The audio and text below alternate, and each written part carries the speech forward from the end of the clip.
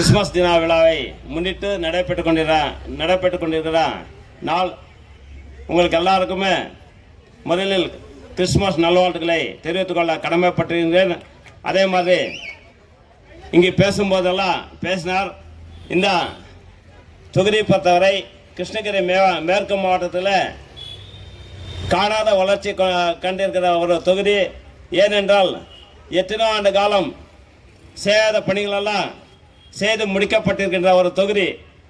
இந்த ஓசூர் சட்டமன்ற தொகுதி பொறுத்தவரை பல்லாயிரம் கோடி கேட்டு சட்டமன்றத்தில் குரலிட்டு நம்முடைய மாண்புமிகு முதலமைச்சர் அவருடைய இடத்தில் சென்று இந்த மாதிரி பணிகளெல்லாம் தேவை என்று கேட்டு இந்த சட்டமன்ற தொகுதிக்கு கொண்டு வரப்பட்டு பணிகளை நிறைவேற்றப்பட்டிருக்கிறது.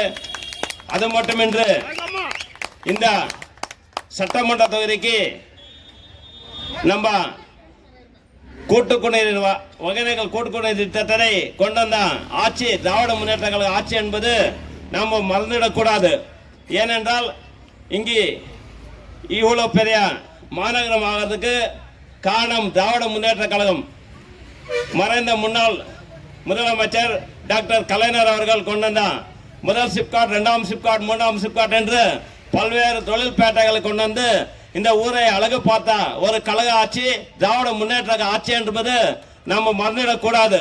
ஏனென்றால் இன்று நடத்தி கொண்டிருக்கிற காலகட்டத்தில் நம்முடைய மாண்புமிகு தமிழக முதலமைச்சர் நம்முடைய படிக்கிறதுக்காகட்டும், அந்த படித்த பிறகு அவளுக்கு வேலை வாய்ப்புகளை உருவாக்க வேண்டும் என்ற நோக்கத்தோடு இன்று ஐடி பார்க்கு, ஏர்போர்ட்டு, அதே மாதிரி 4ஆம் சிப்காட், 5ஆம் சிப்காட், SEZ என்று கொண்டு வந்து பல்வேறு தொழில்பேட்டைகளை கொண்டு வந்து பல லட்சம் மக்களுக்கு வேலை வாய்ப்புகளை தீர்த்தி கொண்டு வந்த ஆட்சி திராவிட முன்னேற்ற கழகம் என்பது நாங்கள் மறந்துவிடக்கூடாது.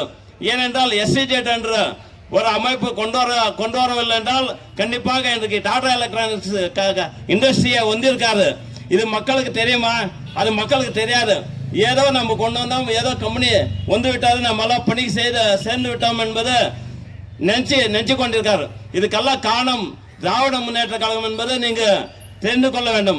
இந்தியாவிலே உலகத்திலேயே செய்யாத பணிகளெல்லாம் செய்து கொண்டிருக்கிற ஆட்சி திராவிட முன்னேற்ற கழகம்.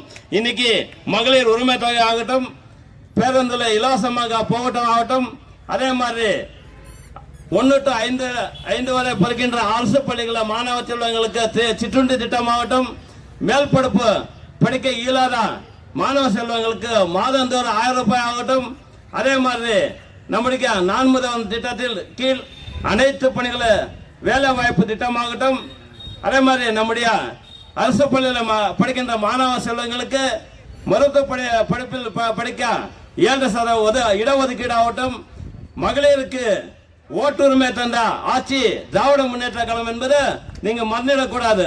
சொத்தில் சமபங்கு, இந்த மாதிரி சட்டங்கள் எல்லாம் கொண்டு வந்த ஆட்சி திராவிட முன்னேற்ற கழகம் என்பது நீங்க வருங்காலத்தில் எந்த கட்சி கொம்புனாலும் இந்த ஒசூர் சட்டமன்ற தொகுதியை திராவிட முன்னேற்ற கட்சி கோட்டையாக இருக்கும் என்பது சொல்ல கடமைப்பட்டிருக்கின்றன.